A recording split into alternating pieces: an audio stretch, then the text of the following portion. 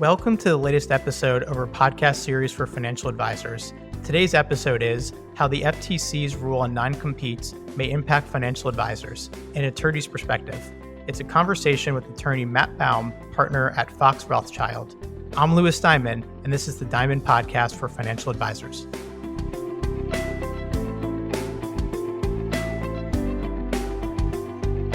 This podcast is designed for advisors like you who are interested in learning more about the evolving wealth management industry through candid dialogue with breakaway advisors, those from the C-suite, and industry thought leaders. It's available on our website, diamond-consultants.com, as well as Apple Podcasts and other major podcast platforms. So be sure to subscribe and share it with your colleagues.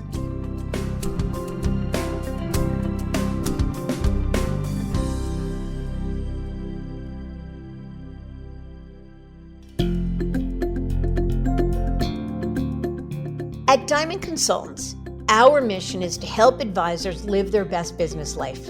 We want every elite advisor to find exactly the right place for their business and their clients to thrive, whether it's at a wirehouse, a regional, boutique, or independent firm. As the industry's leading recruiters and consultants, we've transitioned more than $250 billion in assets under management in the past decade. And each year, 25% of transitioning advisors who manage $1 billion or more are our clients. Curious about where, why, and how advisors like you are moving? Download the latest Advisor Transition Report to learn more, including intel on recruiting deals and our insight and analysis on the latest trends in the wealth management space. You'll find it at diamond-consultants.com/transition report. Or if you'd like to talk, feel free to give us a call at 908-879-1002. On April 23, 2024, the Federal Trade Commission announced a comprehensive non-compete rule, banning non-competes for all workers, even senior executives, as their website states. Advisors are very curious about how this ruling might impact their businesses, current agreements, and ultimately their ability to transition should they choose to in the future. As advisor advocates, we cheer any action that enables advisors to freely choose if they're in the best place for their clients, and to do so without limitation or threat of litigation. However, as it stands now, we aren't convinced this new rule will significantly impact an advisor's business life. And as with any new ruling, it simply begs more examination, particularly as it relates to those in the wealth management industry. So we asked attorney Matt Baum to join us on this special episode. Matt is a partner at the law firm Fox Rothschild and specializes in the financial services industry. He represents financial advisors, broker-dealers, and RIA firms in litigation and arbitrations, a go-to resource for transition and recruiting-related matters. Matt weighs in on what advisors stand to gain from the non-compete rule, the ripple effects, what may come next, and how elements of an advisor's current employment agreement may ultimately be non-enforceable as a result, and more. It's an important conversation, so let's get right into it.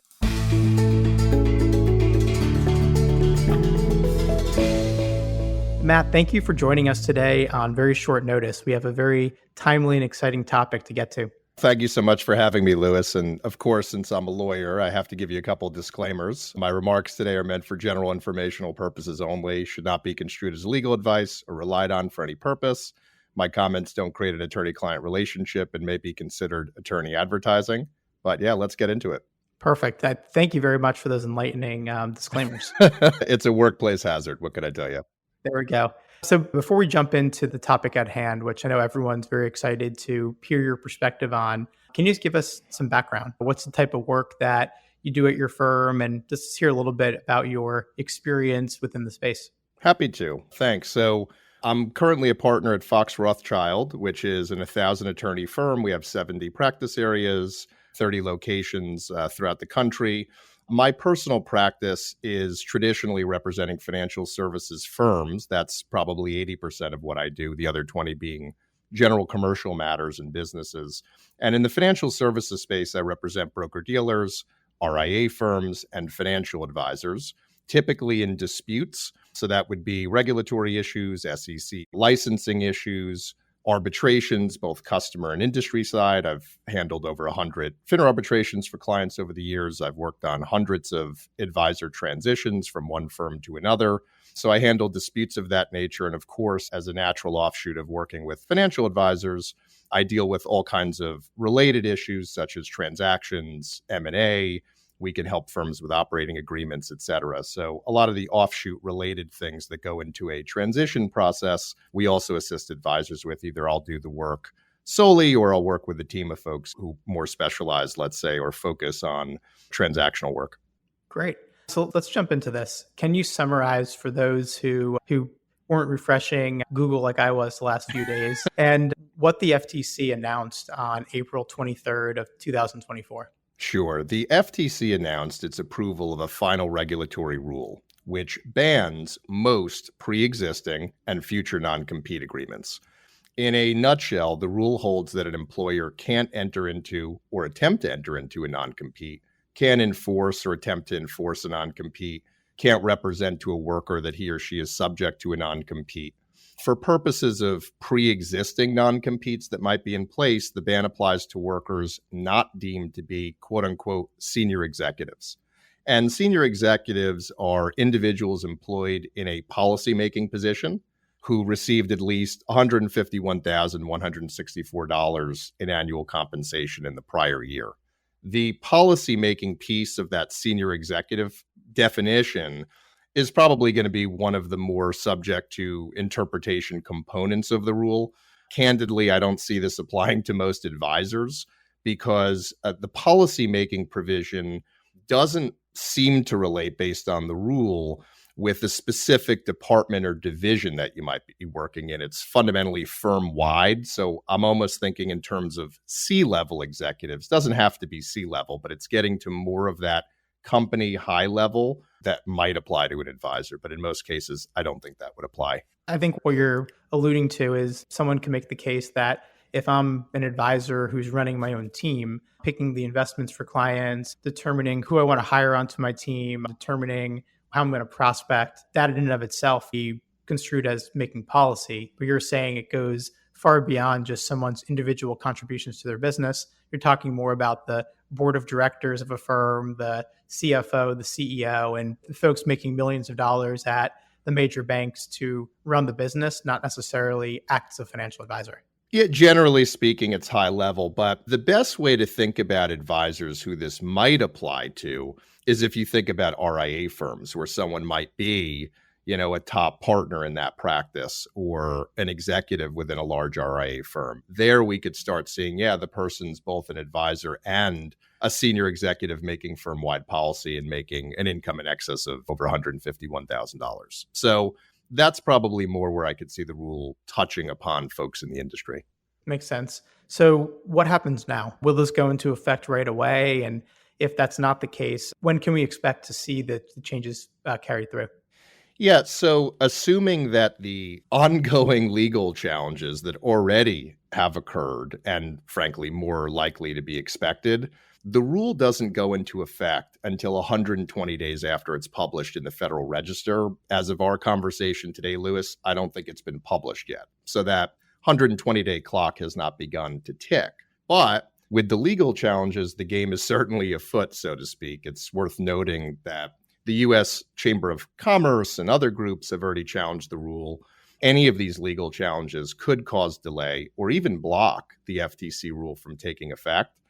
It's also worth noting that the FTC rule requires employers to provide clear, conspicuous notice to affected workers that there will not be and cannot be legally enforced. So some advisors may be receiving those notices, which might provide them with further comfort as to the effectiveness of their particular non-compete. And I know you're not a Washington insider or a lobbyist or have a crystal ball, but in your expert opinion, do you think this rule will be put into effect essentially? Well, whenever you see a rule like this, my expectation would be that the rule as it exactly exists in I think it's 560 pages that were released, probably will be changed in some capacity, but I can't predict what that capacity will be and what that will look like.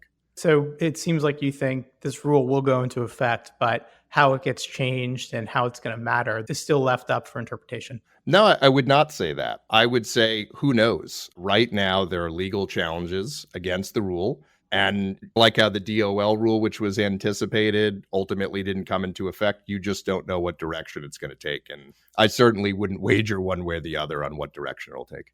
Fair enough. So how important or impactful do you think this ruling is for advisors? And let's take it. I mean, I think your answer is probably going to be different depending upon what type of firm an advisor's at, whether they're employed by a bank or a financial institution, they run an RIA, they're employed by an RIA, et cetera. So maybe if you can answer that question, but feel free to kind of do the different constituencies that's going to impact your answer.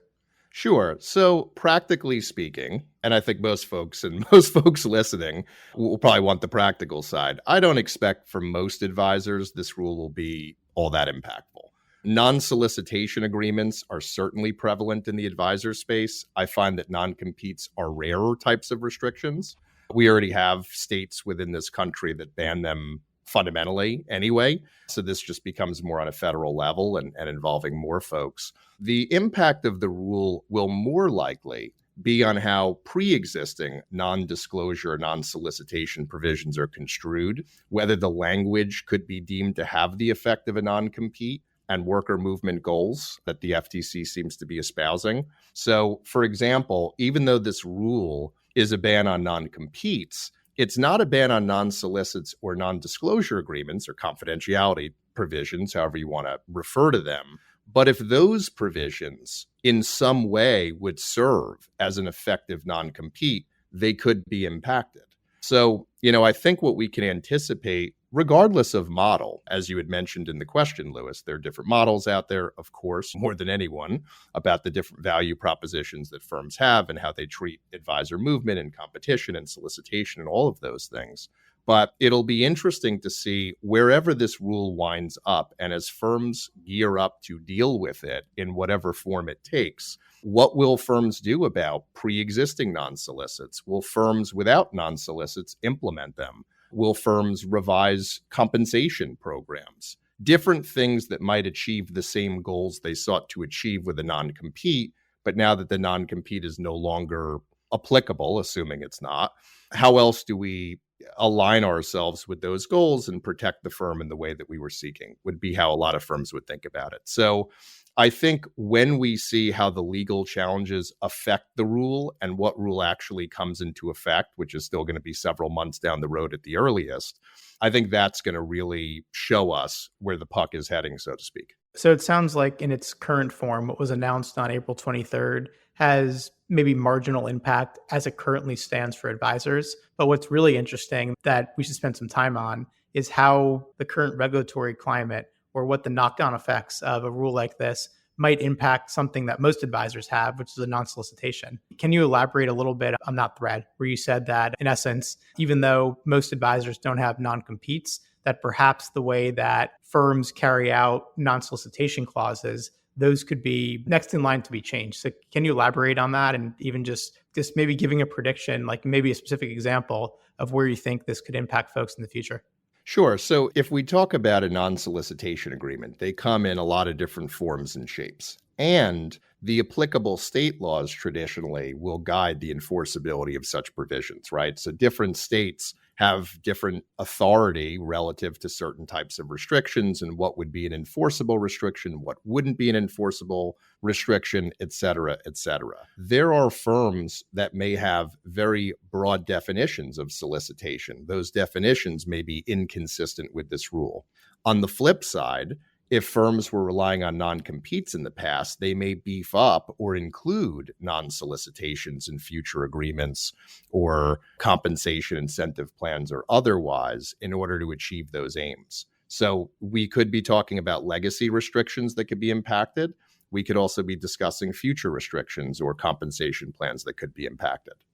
Yeah, so when I saw this ruling, my initial read was very similar to yours, that we don't really see non-competes that often, but what if other restrictive covenants are changed? And one of the first things that ran through my mind is it's no secret that firms are paying top dollar to recruit advisors across the industry. It doesn't matter what channel.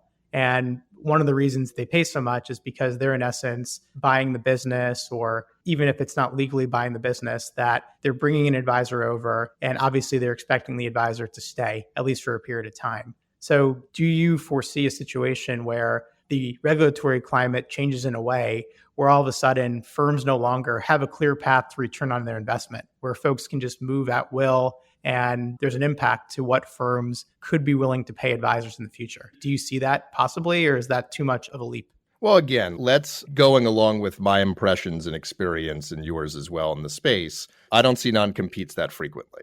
So if we start from a place of this isn't a frequent event, we certainly don't want to extrapolate and pretend like this is the beginning of a whole wave of change, et cetera, per se. Having said all of that, one exception that we didn't get to yet in our conversation is the purchase or sale of a business. The rule provides that you can still have an enforceable non-compete in connection with the purchase or sale of a business, assuming it's a bona fide purchase or sale. So the folks who are engaged in M&A, whether it's individuals or at a firm level or an aggregator level or whatever, assuming that you are applying the principles set forth in the rule of a bona fide sale or purchase in connection with a practice or a business in the space, you should still be able to achieve those protections that you seek through the non-compete. So maybe it'll be part 2 of this episode and we'll see how this shakes out, but it is just a good thought topic. Thinking about if you're an advisor, what are the risks to your business, right? You always have to understand that. And if advisors should always be thinking about what's the best way to maximize my career enterprise value. It's a concept we talk about pretty frequently. So if one of the levers in that is I can get paid a forgivable note or some amount of money to change employers, to go independent, fill in the blanks, is there possibility that as the regulatory climate changes, that the value of my business has diminished because firms are now much more worried about the real likelihood that advisors can leave much more freely than they can today? Yeah, and I think the proof's going to be in the pudding as the challenges are determined, as the final rule takes shape, whatever shape that is, and whatever effect or non-effect that it may take, that may take ultimately with all of this. But again, if you think about a firm utilizing a non-compete, we can think of a non-compete as a tool, right? It's a tool to achieve some aim, and other tools can be used to achieve similar related aims. So it'll be interesting to see how different firms and different advisors react as those rules come into play, and we can see how it shakes up. But you can certainly expect that firms and advisors are going to start taking this seriously, perhaps pull out their old agreements if they've left them in a drawer dusting for years, just to get a sense of what they're subject to and what may be coming into effect. Obviously, if advisors get the notices that are required by the rule to indicate that certain restrictions they had are no longer in force and effect, that certainly could play a role. The other interesting component here, and this applies to a subset of advisors, is certain banking institutions and federal credit unions aren't subject to this rule. So where you have advisors who might have a dual relationship with a banking institution or a credit union, there could be interesting impact on those folks as a subset. So to take that one level deeper, let's say it's an advisor who works for JP Morgan Chase. I'm not going to speak to any specific firms. Okay. So hypothetically, if you're an advisor who works for a big bank or a banking institution that also has a wealth management division, doesn't matter what firm it is, those are the types you're talking about where because the banking institution is carved out from this or is not overseen by the FTC, that there's a chance that a case could be made that everything we're talking about is disregarded anyway, because the opinion is that those folks are not under FTC jurisdiction.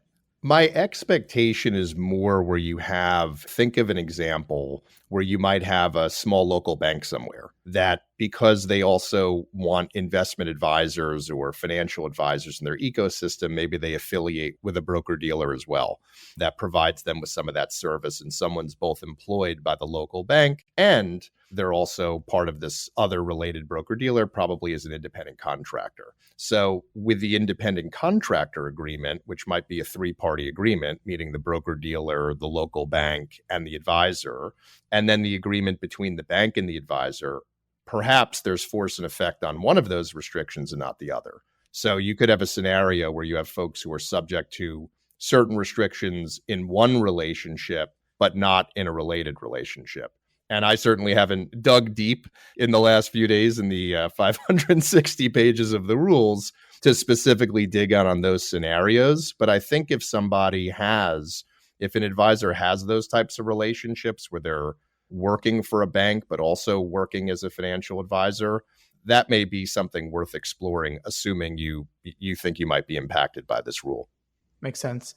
What about garden leave? I mean, many advisors don't have garden leave. They're not even familiar with the term, but there are certain very notable firms. I'll mention them because you can't name them specifically. Goldman Sachs, JP Morgan Private Bank, Neuberger Berman, Bernstein, and a multitude of other private banks and probably some firms too, where they have garden leave, meaning the firm will compensate the advisor for typically 30, 60, or 90 days to continue to be employed by that firm. But by doing so, the advisor has to sit on the sideline. So as a non-advisor, seems great. You get paid to go on vacation. But as we know, for advisors, the more time they're on the bench without being able to contact clients, it's a big deal. And it impacts things like portability and continuity with clients. So I'm curious to hear your take on garden leave, because it feels like garden leave is a form of a non-compete. Do you think that in its current form, from what you've read and understand, that garden leave could be in the chopping block here? If a garden leave provides that a worker will still be employed and is receiving the same total annual compensation benefits on a pro rata basis, then they are not non-competes as contemplated under this rule.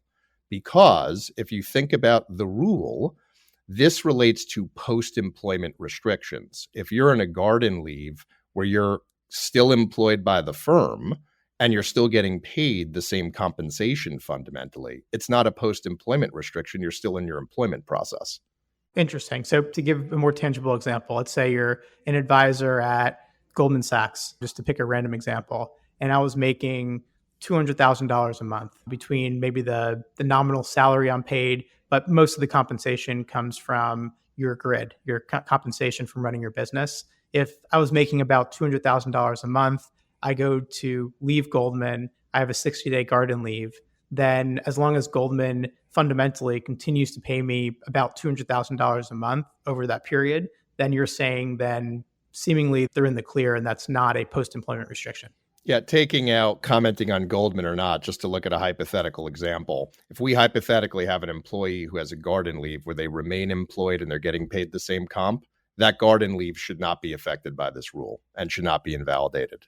Okay, very good. Last question to bring this home, and we'll have to follow up once we have more indication of what this rule is actually going to look like. What do you suggest advisors do? So you see this ruling, you're an advisor. Is there anything to do? Is there anything that advisors should be readying, should be thinking about, and should be getting ready in the background as this rule takes its shape?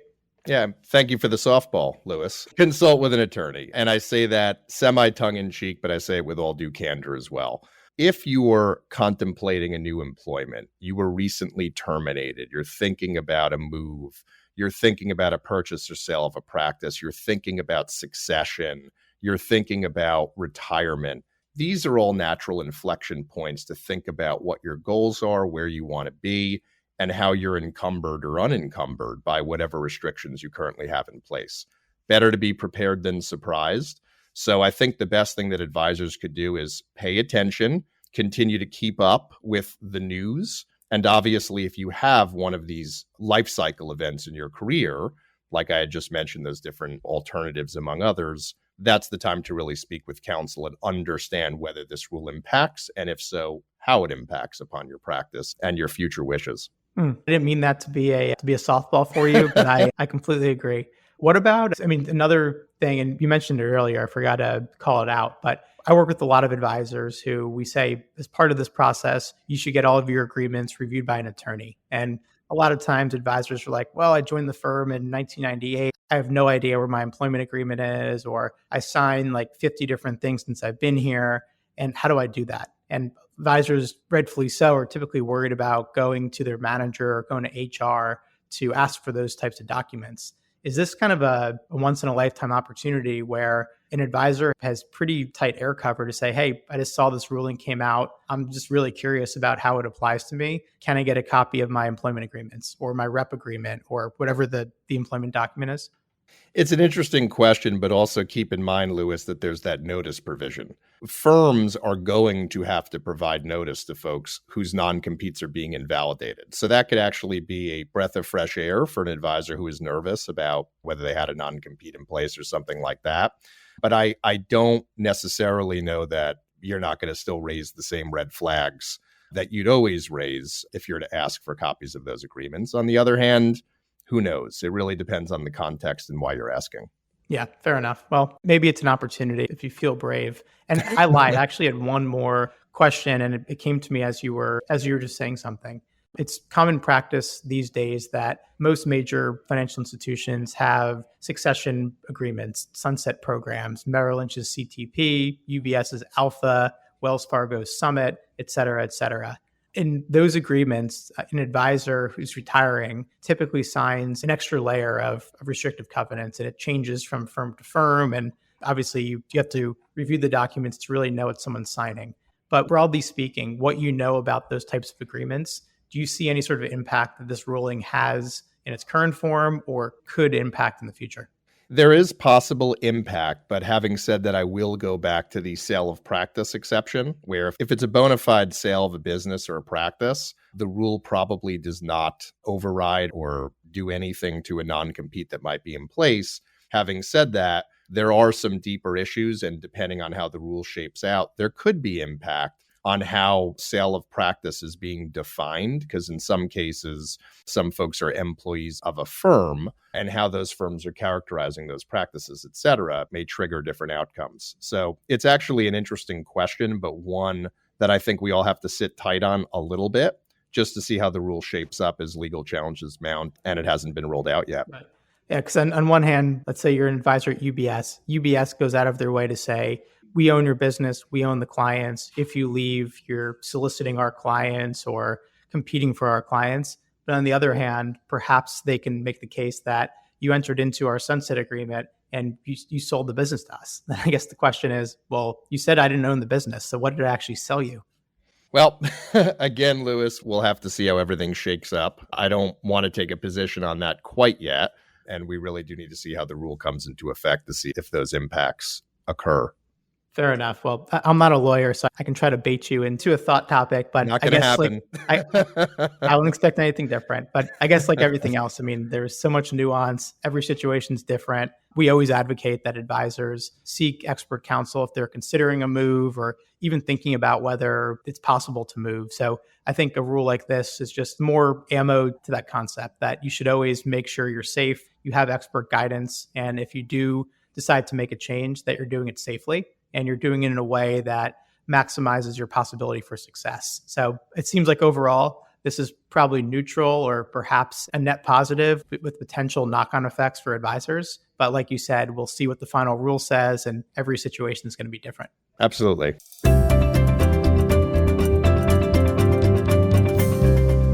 Very good, Matt. Well, thank you very much for spending time with us today. And if anyone has questions, I'm sure they can reach out to you directly.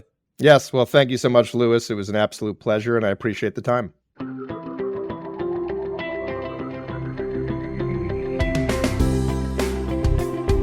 Curious about where, why, and how advisors like you are moving? Download the latest Advisor Transition Report to learn more, including intel on recruiting deals and our insight and analysis on the latest trends in the wealth management space. You'll find it at diamond-consultants.com/transition report. Or if you'd like to talk, feel free to give us a call at 908-879-1002.